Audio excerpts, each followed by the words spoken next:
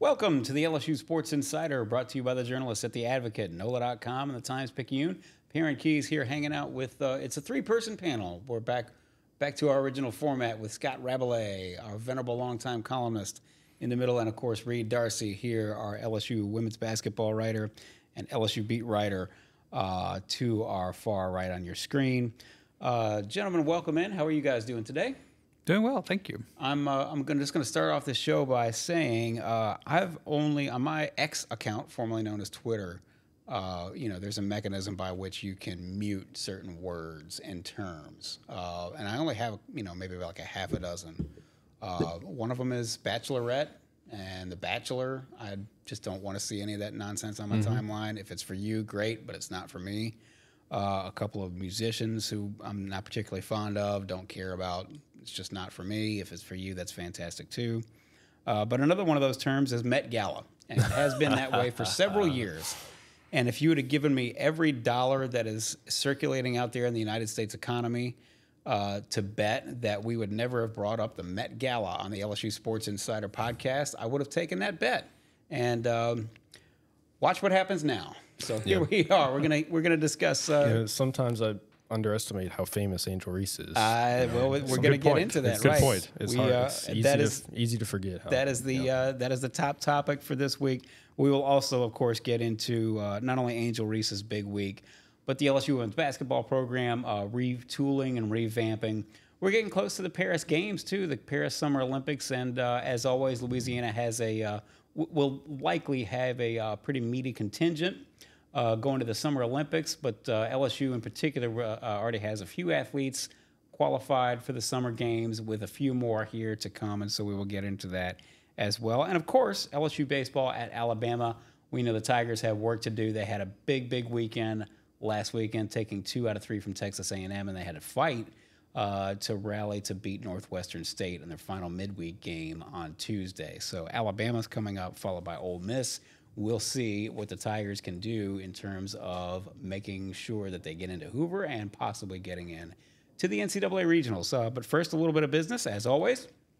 If you're tuning in or listening, you already know that The Advocate's always been the #1 destination for LSU sports coverage. So please, if you haven't joined the party, join the party now. Subscribe to The Advocate, and to do that, of course, you go to theadvocate.com/subscribe. And as always, as evidenced by our list of topics today, there's always something, and more than one thing usually going on campus at LSU. There's always plenty to try to catch up on and stay up to date with. And so to do that, you can do it all in one place by getting our LSU newsletter.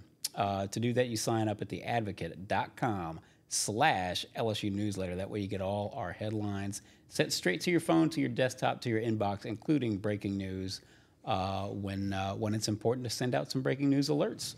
So we will see what happens next. But until then, we will be here on the LSU Sports Insider every Monday and Thursday, as per usual, here live every Monday and Thursday. And we're on all our social channels, specifically the YouTube channel, LSU Tigers on NOLA.com. If you search for LSU Tigers on NOLA.com on that YouTube channel, you should be able to find it. You should be able to subscribe, and that way you'll never miss an episode. You'll catch us live. And if you don't catch us live, you can always catch us after the fact, so please subscribe to that channel. Or if you like to get your podcast in a more traditional way, you can find us on Apple Podcasts, Spotify, or wherever other finer podcasts are found. Just search for LSU Sports Insider. Okay, so gentlemen, Angel Reese has obviously left campus. She's gone on to bigger and better things. Selected first round, of course, in the WNBA draft by the Chicago Sky. And she's had a big week. Her preseason opener, her first game as first exhibition as a pro basketball player was Friday. On Monday, she jets out on a private plane to the Met Gala in New York, where she wows the crowd on the red carpet. And then the very next night, on Tuesday, 13 points in 19 minutes against the New York Liberty.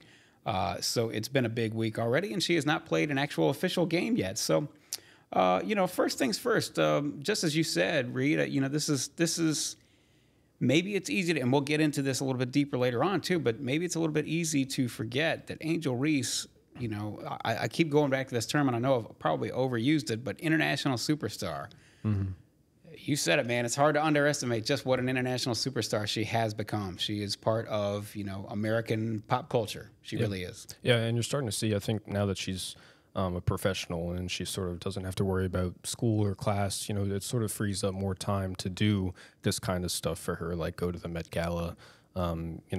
She's talked a lot about how she wants to, get into the fashion industry, get into do more modeling, and I think as she progresses with her WNBA career, she's going to have more time to do that. I think she just announced today a partnership with some sort of fashion brand where she has her own line of denim clothing, I believe, something like that. So she's really starting to grow her off the court brand in addition to what she is doing in the W, and the W. Her W season starts pretty soon. The first game is Wednesday, so we're all looking forward to watching that and seeing how she does. Rab, what did your financial portfolio look like at 21 years old? I'd like that. This really is extraordinary, though, isn't it? She did this at LSU, but one of the many reasons she was in the news, just a little nugget of news, but she's going to make sure that all her teammates get a set of Beats headphones, because that's obviously a brand that she's partnering with. She did that at LSU, even with the men's basketball team. Right? Yeah, she sent some to the men too. Yeah. So being a good teammate, just like Livy Dunn is, of course, making sure that everybody gets a taste of what she's got to offer. But listen, the popularity of Angel and Caitlin Clark and Camila Cardozo, who incidentally her teammate, who is Sky teammate now, who of course is. Bad break for her. She's injured. She'll be out for probably a good 10, 12, 13 games. But nonetheless, these are all superstars who have come into the WNBA. And we seemingly have entered a new era, not only for the WNBA, but for players like Angel, who, as I said, are part of pop culture. Yeah, this is going to be the interesting part to me. Obviously, they're great basketball players, but is the following, the fervor, the intense interest in these young ladies like Angel and Caitlin, Camila, and whoever else you want to mention, is that going to follow them from college basketball to the WNBA? I think that's one of the things we may have talked about on this podcast, or I've written about, or whatever. Is like is Angel going to go pro or not? Is Caitlin going to go pro or not? Well, it might. A factor might be. There's more exposure in college basketball. There are more games. There's more chance to be on television. The ratings have been better, and we've seen early on with some of just these preseason games the intense interest. Are they going to continue to have generate the same endorsement dollars in the WNBA that they did with NIL in college? Because it was such a new thing, right? We're like, how is this going to keep working? And early on, it looks like it will, and the intense interest is there. To that end, let me say the WNBA appears to have dropped the ball turned it over out of bounds, yes, as it were. We will get to that. Well, go ahead. Bring it up. I'm just, this. And I know it's preseason games and all that, but they seem completely underprepared to offer up even the potential for people to watch and pay more attention. Angel Reese's first preseason game, some fans sat in the stands and streamed it, and they got over 400,000 views. Just on Twitter, just one fan's live stream on Twitter. One fan's live stream just on Twitter was 170,000 live while the game was going on. Subsequently, it got bumped. 3 days, 3 days after the fact, or whatever, right. It wound up being 440. Perform, Perryn. 434,000 views. Yep. They're up that one feed. Mm-hmm. People have gone back. I'm sure they haven't watched the game start to finish, but nonetheless, somebody has checked in on it almost 1 million times now. And that's great and that's cool in its own way. But the WNBA should have been better prepared for this eventuality. Or it's like, hey, you like them in college, you're going to love them in the WNBA. Cardozo won a 23 national championship. Angel Reese won Cardozo won a 22 national championship. Angel won a 23 national championship. Oh, no, I got that right. Cardozo won this year. Yeah, and then this year. Caitlin played for the last two titles. Two national champions. I'm all over the place today. But these are two back-to-back reigning national champions with huge social followings and things of that nature. And Tanya Ramirez, our great deputy sports editor, she came in on Friday saying, I can't believe this game's not on anywhere. And I will be perfectly honest with you. Until she said that, I just sort of assumed that I was going to be able to click on ESPN Plus or something like, hey, this is, what the world we're living in now. It's you know, you can get North Texas volleyball on ESPN Plus or whatever. Right. So you just assume it's going to be somewhere. And sure enough, it wasn't. And boy, yeah, it sure looks for everything like they dropped the ball, and it sure looks for everything based on a conversation actually I had with somebody who would seemingly be in the know, if you can believe this, about WNBA and inner workings and everything. It sure sounded for everything like they're saying the right things about being ready, but behind the scenes, I think the term "mad scramble" would be certainly in play right now. Friday night, I was covering a high school playoff baseball game in Santa Monica, and there were more broadcast streams for that game than there were for Angel Reese's preseason debut. There were 2 streams for that game in the press box, 2 different broadcast crews. Which doesn't entirely surprise me that there are multiple ways people can watch a high school baseball playoff game, you know, in Louisiana, where it's a big sport. But just like you're trying to grow the sport and gain market share and improve everything, and it's like, and we've seen some of this. Some of the teams are like, oh, we need to move this game to the bigger arena. And I know the Las Vegas Aces, where Nikki Fargas, former LSU coach, is the team president. They moved from their traditional arena to a bigger arena, to T-Mobile, where the Vegas Golden Knights play, the NHL arena. When Indiana and Caitlin Clark come to play, smart move, right? But that's by a team. This is I'm talking about the WNBA overall. Well, right. Being prepared. And Angel, there's a story up on Angel and, you know, the whirlwind week she's had. It's up at ESPN.com. And she said, I haven't gone back to check this, but Angel herself said that, you know, obviously Baltimore native, and, you know, they call it the DMV, DC, Maryland, Virginia. That's as close as she's going to get to home. She said that when the Sky go play, the Washington Mystics, that they're going to move to the Wizards Arena, you know, what used to be called the MCI Center downtown. So that's more than just one case of that happening. So anyway, I'm sorry, go ahead. Yeah, no, those are good moves. I'm not saying they're doing everything bad, but this seems like more moves by the individual franchises. Now the WNBA overall, there should be a better cohesive overall strategy. Like, hey, remember them? You could watch them here. I mean, I would have watched Angel Reese play. I had no idea to go look in the stands with their phone. And there has been some intrigue as to whether, you know, her and Caitlin, you know, all the vets kind of want a piece of the young rookie, and, you know, is her offensive game developed and stuff like that. So I don't mind telling you, I was curious to see.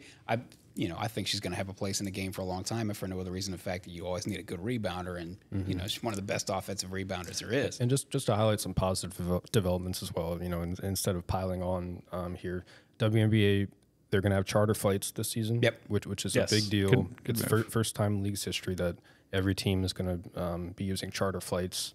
That's a real positive development for the players and the teams. There are videos, videos from a couple weeks ago of Caitlin Clark just walking through the airport. Of course, she's surrounded by security, and fans are coming up to her, like taking videos of her. And it's like, all right, this is not, these players are too famous for this. They've outgrown flying commercial. You know, they can. Right. So the charter flights is going to help a lot.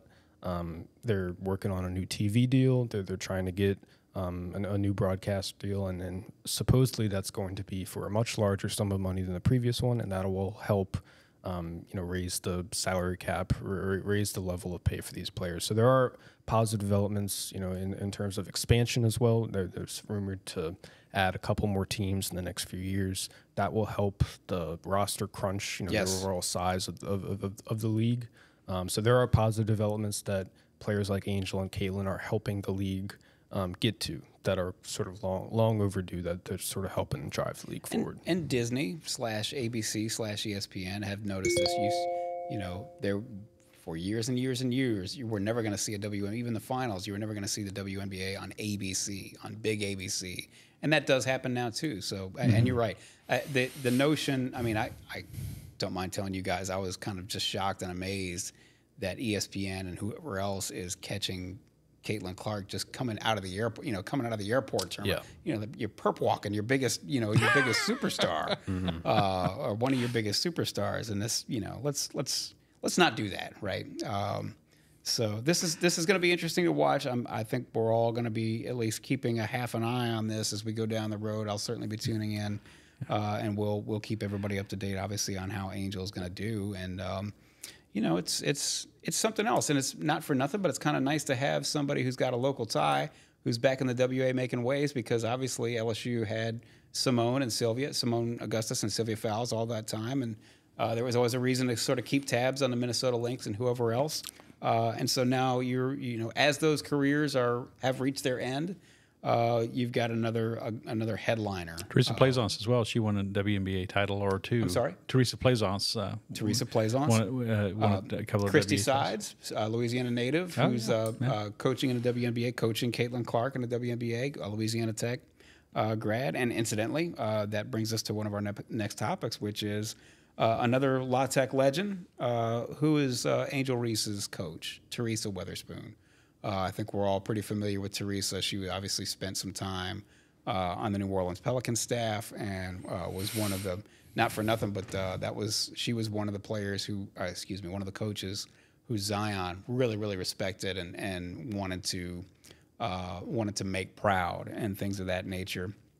And again, this probably should not come as any kind of surprise, but Teresa Weatherspoon played for Kim Mulkey at La Tech. WNBA legend, 4-time champion with the Comets, 5-time All-Star, in the Naismith Hall of Fame, says everything you need to know. And so that's Angel's coach up in Chicago. And she has said that she feels right at home with Teresa, feels like a mother. And again, this is not going to be a surprise because Teresa, in many respects, Teresa and Kim are kind of cut from the same cloth. Strict disciplinarian. We're not going to let you get away with any nonsense. As our own former deputy sports editor Raina Kemp can tell you, Raina played for Teresa at La Tech, and so this feels like this feels like she said it's the perfect place for her to be. She kind of has to say that because you're not going to say I can't believe what a short stick I got here, but certainly on the surface this looks like a good place for her to wind up. Yeah, and we're gonna have a story up on theadvocate.com next week. Just about Teresa Weatherspoon and how she's gotten to this point and how she's sort of been influenced by Leon Barmore and Kim Mulkey. Mm-hmm. Keep in mind, she followed Kim Mulkey at Louisiana Tech. It was her job to fill the shoes of Kim Mulkey after Kim Mulkey graduated, and so that was no easy task. Let's just say that. And so yeah, she was sort of forged in the same fires that Angel Reese, was formed in because. She played for Kim Mulkey and Leon Barmore, and so Leon Barmore influenced Kim Mulkey. It's sort of she sort of coaches like as much as Leon Barmore as she can today. So Angel Reese grew up in that same environment, that sort of that same coaching ethos that Teresa Weatherspoon was sort of coached in when she was at Louisiana Tech. So they both know exactly what to expect from each other, I think, because they were sort of raised in those same environments. And so that's why I think it's such a good fit. And Teresa, I thought it was, Teresa in many ways, like Kim, yet again in this respect where she's as old school a coach as there can possibly be. Raina used to tell us all the stories about how, she would just crush them in practice, along the lines of like, well, you're not going to die in practice. You'll pass out before you die. Keep going. And so, you're not going to take anything off of Teresa. That's, seemingly Angel has responded to hard coaching from Kim Mulkey before, and seems to thrive on that. But also I think it's a credit to Teresa and to Kim that they have found a way, maybe because they recognize that this is serious business. Basketball is still serious business to her. She's still trying to get this career off the tracks. But Teresa allowed Angel to leave practice early on Monday, take a private plane to the Met Gala, and come back and play a game. A lot of old school coaches, and maybe she understands that this is this is sort of the deal. This is the modern deal with modern athletes. But nonetheless, for her to have that understanding, and for them to have that understanding already right away, that she's going to be doing multiple things, and she is going to continue to be capable of doing multiple things. I think that was very, very interesting, and certainly a good sign for Angel and Teresa, for that matter. Mm-hmm. If people are up in arms about that, I think they're maybe not taking maybe the modern view, and I have to be drag kicking and screaming into the modern view sometimes myself, but. people are criticizing Angel for going to this. It's still preseason for one thing, and second of all, she's shown a great ability to compartmentalize at LSU. You know, to do the modeling and the endorsements and the photo shoots and still play.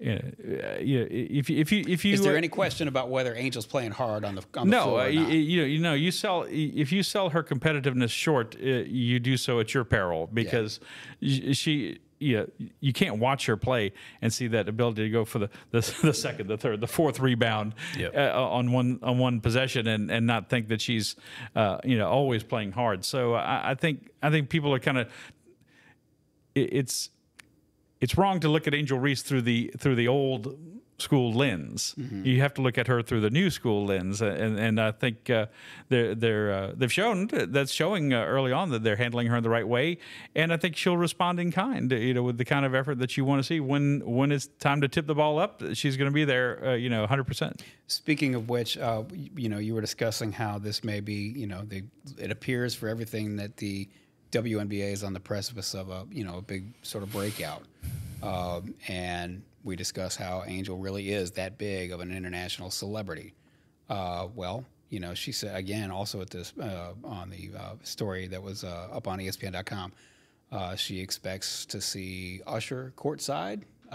They met at the Met Gala, or they talked at the Met Gala. They knew each other previously. Same with Cardi B. They obviously know each other, having worked together before. Mm-hmm. And so she expects that they'll be courtside, that this is going to be, this will be a place. This is not just the old time. This is not like back in the 80s, Rab, which you remember, where it was, the celebrities only showed up for the Lakers games courtside at the old Forum. This is going to be a thing. She said, I know some people y'all might think I don't know. Which is, listen, it's obviously true. She's at the Met Gala. But, again, in that same story, it was telling, and it sort of goes back to what we say, which is, hey, you hitting the clubs after, where we partying after the Met Gala? She's like, man, I'm taking this plane back and I'm watching film on the ride home. I got stuff to do. And Reed, you mentioned this, you touched on this. You had a great story during the season about Flau'jae and about how she is every bit the multitasker. She leaves, gets on a bus that takes her to a plane to go do a show in Atlanta, and comes right back. Mm-hmm. This is a new day, and so far these two young ladies are two of many who are showing that I can have a career doing this, and I can have a career doing that, and I can be really, really good at both of them. Yep, and I've got the time, and I'm going to make the time, and like Angel said, she's going to maximize her 24 hours. It's sort of like just shows you how hard they work. I couldn't imagine doing all that, having all that on my shoulders, and doing all that in the span of 24 hours. But it's her moment, and she's gonna spend her time how she wants to spend it. But doesn't all this speak again to the challenge that women still face in the sports world or the professional world? That Michael Jordan going off doing a shoe commercial with Spike Lee or a McDonald's commercial with Larry Bird or something like that, no one thought twice of it. But oh my God, he endorsed everything too. Yeah. But Clutch the Pearls, Angel Reese went to the Met Gala, or Angel Reese did this, and it's like, women can multitask too, and still be effective competitors and still give their all to their team in a way that you never even thought about that with Michael Jordan or Larry Bird or pick an athlete, pick a male athlete, and it's all this stuff with Caitlin Clark and Angel and Kim Mulkey, and it's like all of a sudden these are as prominent athletes, as you said, pop culture and in society and the sports landscape as there are, rivaling any and all men's athletes you want to think about for that kind of attention and scrutiny, certainly, and that comes with it. More scrutiny comes with more fame comes with more scrutiny, but it's like, this is an adjustment period, and these women are at the cutting edge of this. And of course, people unfortunately kind of get beat up when they're on the cutting edge of things like this. Rab, I got to say, it's an excellent point. One, frankly, that I maybe did not think all the way through until you said something about it, but it makes all the sense in the world. Would you have been surprised? Nobody was surprised if and when Michael Jordan showed up at ringside at a prize fight, or decked out in his tux at the Oscars or some such, whatever it is. And to take it a little bit farther, this is a little bit apples and oranges, but how many times we heard, when you're talking about a team, an athletic team of male athletes, there are two teams in Las Vegas now, the Raiders and the Vegas Golden Knights. Well, the Golden Knights might have got this visiting team and beat them and upset them because, especially in the Golden Knights' first year when we didn't realize how good they were, because of the Vegas flu. The visiting team came in that night, had a good old time out there on the Strip, and paid the price for it the next day. It didn't exactly play in tip-top shape. Or the French Quarter flu, which I'm sure the Pelicans have benefited from sometimes, if not more than once. So nobody really was surprised when something like that would happen. And again, we were talking about male athletic teams, and hey, they got ripped, last night. Nobody really knows about it, but guess what? Well, hey, boys will be boys, or something to that effect. Maybe I'm taking that a little bit too far, but I'm not entirely sure that I am. The party scene is alive and well in men's sports and men's leagues wherever we go, and so really, in some ways, it's a double standard, is what you're saying. Yes, that's exactly right. And in some ways, in a lot of ways, how is this different? If anything, Angel is showing that she's more responsible, or attempting to be more responsible, by not going out to party in New York after the Met Gala and taking that private plane home and not, as I say, getting ripped. She had business and she's just getting her career started. So good for her for staying on business. This is the LSU Sports Insider, brought to you by the journalists at The Advocate, NOLA.com, and the Times-Picayune. You know where to find all our writers' great work. That's at theadvocate.com and NOLA.com. Please subscribe if you have not joined the party. As I said, we don't get ripped either. We bring it every day. We're professionals. So please stay with us, support your local journalists, and subscribe if you have not. Go to theadvocate.com/subscribe, whether that's in print or digital. Please subscribe to the LSU newsletter. It's a daily newsletter. Rab handles that personally 3 times a week. You can get all the latest headlines delivered straight to your inbox, to your phone, to your desktop. That way you don't have to go searching all over the internet for LSU headlines. You get all the best coverage and the latest coverage sent straight to your inbox. Because who covers LSU better than us? That's right? correct. More completely. Who's got it better than us? Nobody. Nobody covers the Advocate. Nobody covers LSU like the Advocate does, and that's always been the case, of course. So sign up for our LSU newsletter. Go to theadvocate.com/LSU newsletter. Here on the LSU Sports Insider, we are here every Monday and Thursday. We're on Apple Podcasts, Spotify, wherever other finer podcasts are found. Just please search for LSU Sports Insider and subscribe. Follow along. And we're here on all our social channels, specifically the YouTube channel, LSU Tigers on NOLA.com. Please search for LSU Tigers on NOLA.com on YouTube. Should be able to find our channel. Subscribe. You can catch us live. You'll catch us every episode. And if you don't catch us live, of course, you can catch us after the fact on that same YouTube channel.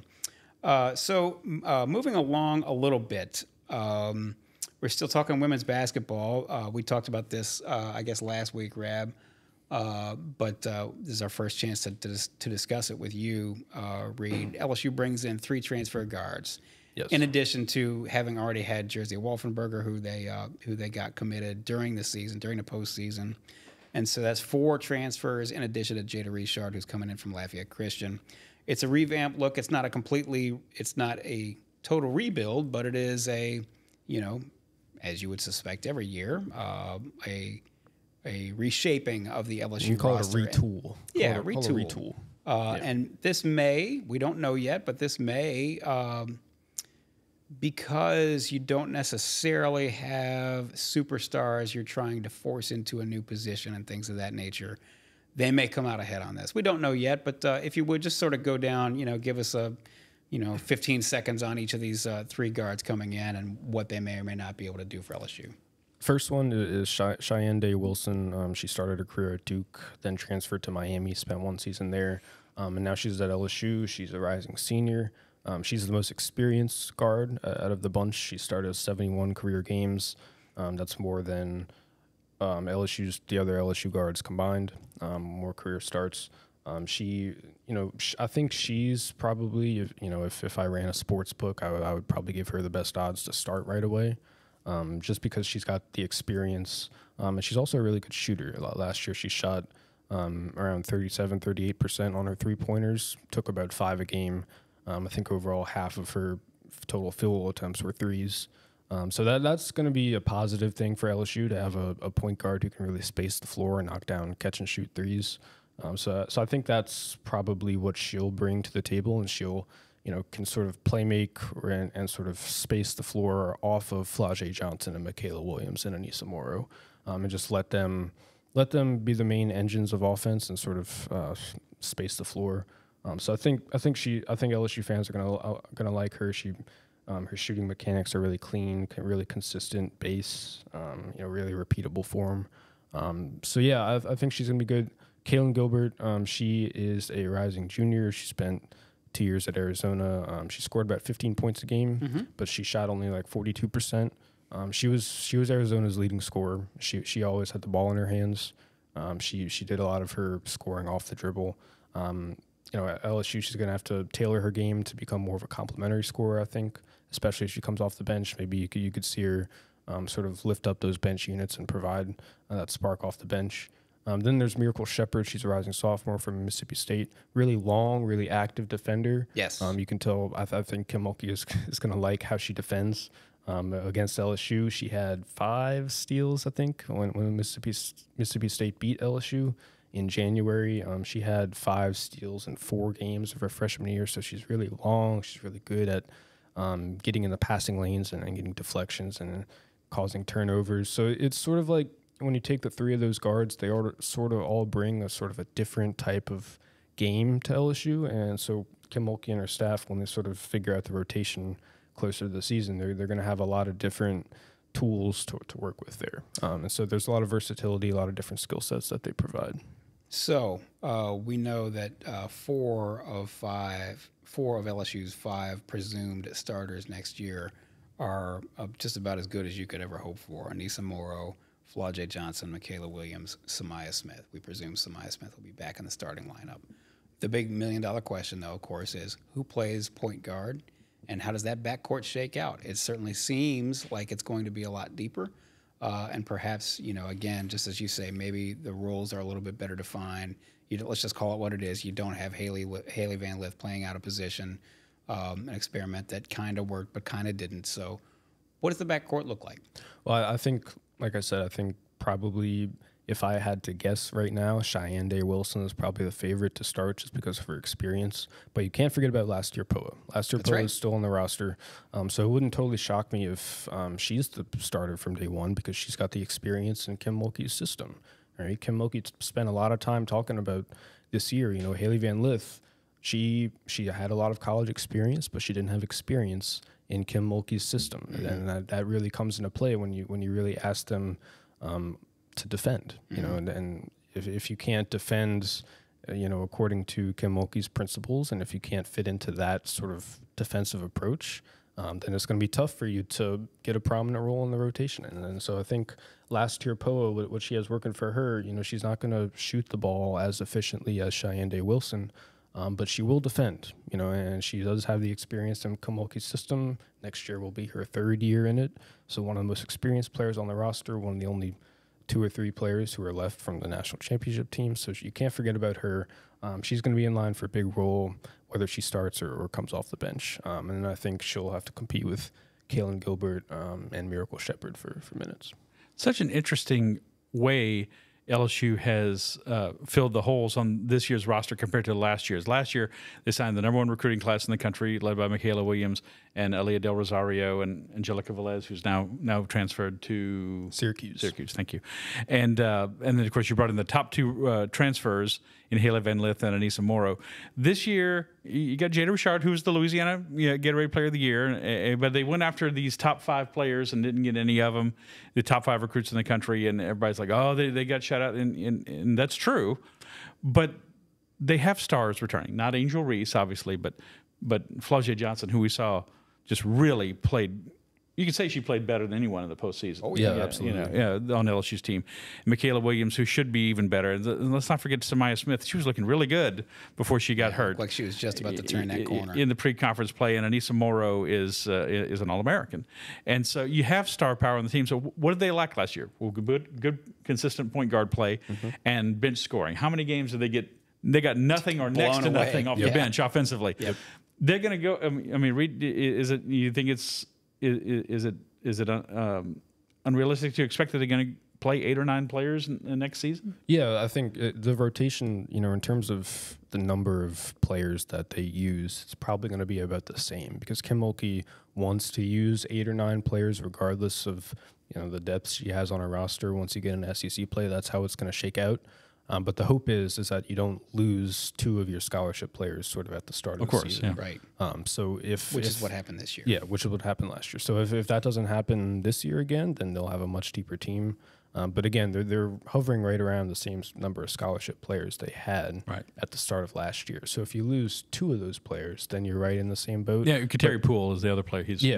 We're referring to. Say, if everyone stays healthy and is able to keep going throughout the season, there's no reason this can't be another Final Four contending team once again, especially those players, like I said, particularly Flaugier and Michaela continue to blossom. But just got to get some score. They never had a game. They never had a game last year where you had, they got 23 points off the bench or anything like that. Never. Right. Mm-hmm. And what was the big difference between them and South Carolina? South Carolina just brought a second wave in of players, and they just kept going. So it's going to be interesting to see in, of course, this newly expanded SEC where Oklahoma comes in as off a Big 12 championship, and Texas comes in off a Final 8 run as well. It's going to be even. Newsflash: the SEC is going to be really tough this year in a sport, in women's basketball. And South Carolina will they be the preseason number 1? I'd imagine so. Probably so, yeah. But LSU will be in the top 10 there somewhere, I would imagine, and just deserve because you start as a preseason number 1 does not mean you finish there. That is for sure. That is for sure. Yeah. Well, let's as we continue to sort of go around the horn. Between now and basketball season, between now and football season, there's going to be a fairly large event happening off in Paris, France. And as usual, LSU and Louisiana. Amanda, cue the Olympic fanfare, please. No, we'll add that in later. Yeah. As usual, LSU and Louisiana will should have a pretty healthy contingent of athletes who are going to the Paris Games. We know that Kristen Nuss and Perryn Keys, the two beach volleyball tandem. From LSU, they were already headed to Paris, and as we've discussed, they'll be playing them, with the best backdrop in the world, maybe even of all time, right behind the Eiffel Tower. Mondo Duplantis, of course, representing Sweden, but obviously born and raised in Lafayette, LSU guy, world record holder in the pole vault. There is no chance that he won't be in Paris, and we assume, as you rightly said, Rab, we assume. Maggie McNeil from Canada, the swimmer in the 100 fly, attempting for a repeat gold medal. She is not qualified yet, but that is really just a little more than a formality back home in Canada for her. So who else is on the docket? Who's coming up? Real quick, Rab, I don't think you're very excited for this. You're not really looking forward to this. No, are you? not excited at all. Just another trip, huh? No, not at all. No, it's really cool. I'm going to be covering the Olympics, so we're going to be focusing on the Louisiana contingent, the LSU contingent of athletes, and try to bring you all those stories and working on stories right now leading up to the games. But yeah, as you said, Mondo Duplantis just basically has to show up. He's the world record holder, and he just broke his own world record for the 8th time in a meet in China, so 20 feet 5.5. I interviewed his brothers. If I may aside real quick, Andreas, who was also a pole vaulter at LSU, and Antoine, who is the LSU all-time leading hitter. They both work for Marucci now, and I went to talk to them at the Marucci headquarters down the street from us the other day, and I asked Andreas, how high can he go, do you think? He said he could get to 21 feet, which is just astounding. It's mind-blowing. It's a high-wire act for sure, an event. So, but only twice in the Olympics has someone broken the world record at the Olympics. Yeah, you mentioned that stat to me the other day, which really shocked me. I just assumed Bubka would have done it 2 or 3 times. Happened in 1920 and in 1980. And neither of those. 1980. It was a Polish. It certainly wasn't an American. We know that. It was an American in 1920. But it was a Polish pole vaulter whose name I cannot even attempt to pronounce on the air. But Kristen Nuss and Perryn Keys, they're the number 2 team in the world. They are not officially on yet, but they've amassed enough points where they are in. So I don't know why they don't just make it official, but that'll come in about a month. And they just finished second in a big tournament down in Brazil. Aaliyah Finnegan, LSU gymnast, who won the NCAA floor title and, of course, was the anchor on beam that clinched the national championship for LSU. She was going to represent the Philippines. A similar situation to Mondo, where she's from the United States. She's from Kansas City, but her mother is from the Philippines, and so she is eligible to represent them at the games. And then a couple of other swimmers, Jerry Rebar, I love that name, from Croatia, and Jovan Lekic from Bosnia and Herzegovina. They're both LSU swimmers. They're going to go. And Hella Tuxen, wasn't able to totally confirm that, but she should be on the team, a diver from Norway. Now we've got a bunch of trials coming up, and this is where it's going to get interesting for some people. Connor McLean, another LSU gymnast, the SEC beam champion. She was the U.S. national champion 2 years ago in the biggest U.S. meet. That was the last time she competed in elite. She's trying to make the U.S. team, which is only the hardest team in the world to make in any sport. Then we have a bunch of other track people: Aaliyah Hobbs, Javon Harrison, of course, Sha'Carri Richardson.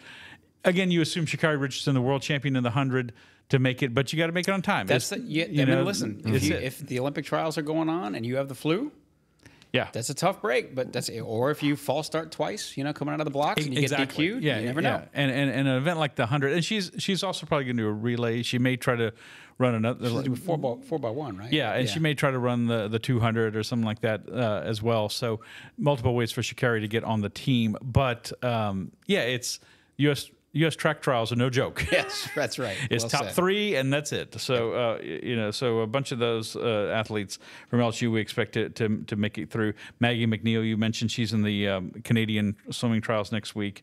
And then Brooks Curry, we can't forget about him, now a former LSU swimmer who's training professionally. And Neil Skupski, I'd throw his name in. And Neil Skupski, a former LSU tennis player from Great Britain, won the Wimbledon men's doubles title last year. Right. And now that was with a teammate from another country, so he's got to find a British teammate to go to compete with in Paris. But I would expect that we're going to see him at Roland Garros. It didn't occur to me, but of course, why else would? Yes. Why would it be anywhere else if you're going to be in Paris? Right. Yeah, exactly. Well, that's so. There's plenty. We've got a LSU baseball may or may not take us deep into the summer, but if they don't, we've got plenty to look forward to in terms of stuff happening in the summer when it's usually dead. So everybody's looking forward to the Olympics. I know that some people don't get jazzed up about it until it's there, and we can fill an airplane hangar with all the issues that any one individual might have with the IOC. But I'll be the first to tell you that when the games actually start up themselves, particularly track, which I'm a big track and field fan, you get to the second week, it's tough to beat. It's when people pay attention. It was a funny aside. Antoine Twani he's director of professional sales for Marucci. So he had gone to Chicago recently, where another former LSU baseball player will be making his major league debut on Saturday. Correct, Paul Skeens for the Pittsburgh Pirates against the Chicago Cubs. What took so long? But he said he was on a plane talking to someone and mentioned he was Mondo's brother and stuff. He said, "Oh, is he still competing?" And he said, with great restraint, Twani had to say, "Yes, he just set a world record, last week." By the way, you and I have talked about this, but how would you like to be Antoine Duplantis, all-time hits leader at LSU? This is LSU, the LSU baseball program. It's not some mid-level MAC baseball program. How would you like to be Antoine Duplantis and be the worst athlete in your family? They're all amazing athletes. Yeah. For people who don't know, mom and dad, Greg and Helena, were track athletes at LSU. There's three brothers, Andreas, Twani, and Mondo, and then their younger sister is on the LSU track team right now. She's a pole vaulter. Right. They can all pole vault. Yeah. Even Antoine, I said, "What's your PR?" He said, 14.5 or something like that. That's ridiculous. Not bad. That's ridiculous. Not bad. That's ridiculous. Oh, they're an insane athletic family. It's just off the charts. Yeah, we'll get to this certainly, I'm sure, as we go down to the summer games. But you and I were talking off air about how you until you actually really start thinking about it, and then once you do, you say, absolutely, yeah, you're right. That sort of quietly pole vaulting, you have to have the widest array of skills, I think, maybe more so than any, You've got to be strong upper body, lower body. You've got to be fast. You've got to have great hand-eye coordination. You got to have all these things to do everything just right. Great concentration. You got to be flexible. Flexible. That's right. Yeah. Great concentration. I asked Andreas. It takes the same number of steps, 20 steps. Same. You kind of figure that, but you don't really watch it. But same number of steps on every run, and then the pole. Lowering that pole. They're different while poles. You're running. Yeah, and we'll get into. I'll write in the story I'm going to be doing next week on Mondo his technique to try to keep the pole from oscillating too much. Yeah, he's got a special technique that gives him. I don't know why more people don't do it the way he described it, but anyway, it's a tremendous number of skill, and then just having the guts to get up there, 20 feet off the ground. Climb a ladder that's 20 feet high, and then look down. Yeah, and then look down. Yeah, something else. It really is something else. We should also, before we get out of here, we should also mention Haley Van Lith. She's got a chance to. Yes, she does. She's got a chance to earn one of the 4 spots on the Team USA 3v3 Olympic team that's going to be headed to Paris. She was on the World Cup team last year that won the gold medal in Vienna, and so you figure she's got a great shot. I think she's on the team with who was the center from Stanford? Cameron Brink, and it's going to be interesting how. So that's got to play in her favor. She's done everything they asked her. Of course, she's now at TCU, but it's going to be an interesting place. And if I can throw in one thing about Paris, the city, they're blending the history and the culture. The beach volleyball is going to be right by the Eiffel Tower, their stadium. 3-on-3 basketball will be on an outdoor court at the Place de la Concorde, which happens to be where Marie Antoinette was beheaded. No kidding. Yes, that's where they're going to compete. Let them eat cake. Let them win a medal and then there'll eat be cake after the medal round. Yes. Moving on. Before we get out of here, we do have to discuss LSU baseball at Alabama. We've obviously had Koki Riley here on the podcast several times the last couple of weeks. Huge weekend for LSU. Couldn't finish off the sweep. They ran out of pitching pretty fast there on Sunday, but 2 big wins over number 1 Texas A&M, which gives them a shot. It gives them a shot. It depends on who you listen to and depends on which selection committee projection and which year, you look at this year, a certain year's selection committee, they valued this over that and things of that nature. But I would, for everything, I would sort of, like we talked about, 13 is the absolute minimum. 13 conference win is the absolute minimum you can have and have decent hopes of trying to get into the NCAA tournament. They need to go 4-2 over their final 6 games to get to 13 wins. Would really be good if you could get to 14 wins and then you feel really good about your prospects. But if you get to 13, maybe make some noise once you get to Hoover in the SEC tournament. And by the way, you've got a pretty decent RPI. It's in the 20s now, and you're LSU, and that does count for something in college baseball. Yeah. So listen, they go to Alabama this week. Alabama's no joke. They're in the top 25 RPI. 6:30 p.m. 6 o'clock Friday, 4 o'clock Saturday, 1 o'clock Sunday, and then they finish up with Ole Miss, which is in a very similar position that they're in. They've got to win 4 out of 6 probably. Well, they have to win 4 out of 6 for sure to get to 13. 5 out of 6 would be something that they haven't done to this point this season, but that would put them in great shape. Rab, you saw these guys last weekend. What do you make out of all this? How do they stack up? What are their chances? They're playing better of late for sure, and obviously the A&M win is. That was at home, but it was a good series win. As you said, they ran out of pitching on Sunday and lost 14-4, but still a series win against the a team that's a lock to be a top 8 national seed in Texas A&M. But it's do or die. As Jay Johnson said going into the series, they're in playoff mode already, and that included there was a big wins. They just scraped by against Northwestern State on Tuesday night, where they got the 2-run home run from Bear Jones late in the game to pull that one out, because that would have been a bad loss to a team whose RPI is in the 170s or something like that. You mentioned 13 wins, and the 13 wins in the SEC is no guarantee. That's not a given. No, that only about 40% of the time, maybe not quite that. A team with 13 wins makes the NCAA tournament, but they have the RPI, and now they've got some quality wins to put on the wall. If they don't get to 13 wins, they have to win the SEC tournament, and I give them no shot of that with the lack of pitching that they can depend on. So it's 2 out of 3 at Alabama, and if you only take 1 at Alabama, you got to sweep Ole Miss, which they haven't swept anyone this year. So it's most of the projections that we're talking about have LSU first 4 out or right on the cusp, not in. So they've definitely have work to do. And sometimes I wonder if the name LSU helps them, or it's like so much is expected of LSU in baseball that they might be held to a higher standard by the committee members. I might be found to be completely wrong on this, but I happen to think that in this particular situation, that the name LSU does them good. Because if you're the NCAA, you want them in. You want them traveling to regional X and spending a little bit of money. And you know, they're for whatever this means for TV and online streaming, you know, they all see that the SEC network was surprised by the number of people who, you know, the first year that they did streaming, you know, SEC Network Plus, they were surprised by all the LSU fans who tuned in, found a way to start working their smart TVs and things of that nature. So the fans travel as well. They travel, that's right. Yep. So it wouldn't surprise me. I mean, you remember, listen, it's a small stadium and everything, but this is going all the way back to 2010 when they went to UCLA. Had to go to UCLA for the regionals. And, you know, I'll be damned if there wasn't a small but strong contingent traveling all the way out to Los Angeles, which must have just blown away the UCLA fans who are used to putting 200 people in the stands, right? Exactly. But they were there, you know, and then Jackie Robinson Stadium, they had to install extra porta potties and stuff like that, if I'm not mistaken, and temporary stands and all that.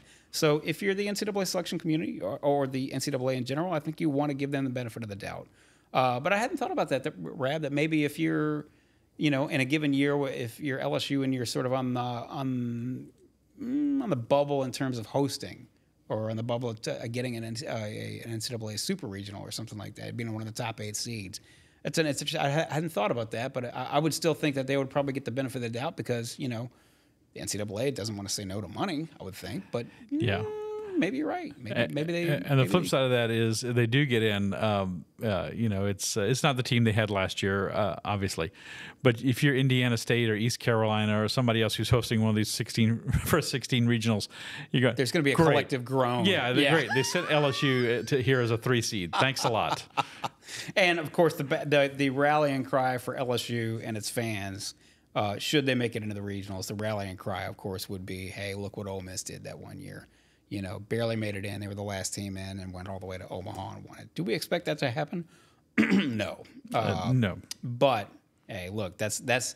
But I haven't canceled my rooms yet in Omaha. Yeah, of course. I haven't canceled the rooms just yet. Looking forward to a nice fat steak. I know you. Well, I'm sorry, but we have to keep Rab gainfully employed, and that's one of the things that we have to deal with is his travels and his food recommendations and things of that nature. I will not allow you. If you go to incidentally, if you go to Paris and you go to the damn Cheesecake Factory, you're getting fired. Il n'est pas de Cheesecake Factory dans Paris. I did make him go to one in Albany, though. We did go to one in Albany, New York, for the regional. You go get some good Polish food or something, man. Easter Sunday, nothing was open, so I was like, all right. We'll give you half a pass on it. I can't. You know what? I can't say anything because I met my wife on a 4th of July. There was nothing else open, so we went to Chili's, and she was working there. Next thing you know, that's cool. Married 20 years. So. We will wrap it up there because I'm sure nobody cares about our personal lives and our eating habits. So we will leave it at that. We will come back Monday with a fresh episode of the LSU Sports Insider. Again, as always, please join the party. Please subscribe to The Advocate. To do that, you go to theadvocate.com/subscribe and sign up for our LSU newsletter. You know, as we say, there's always something going on at LSU, even in the summertime when it's starting to get slow. Well, we have the Olympics this year, so there'll be plenty to catch up on. Get all the headlines delivered straight to your inbox. Sign up for the LSU newsletter at theadvocate.com/LSU newsletter. We are here every Monday and Thursday, as I say, on the LSU Sports Insider on all our social channels, specifically the YouTube channel LSU Tigers on NOLA.com. If you search for LSU Tigers on NOLA.com on YouTube, should be able to find it. You should be able to find the channel, subscribe to it.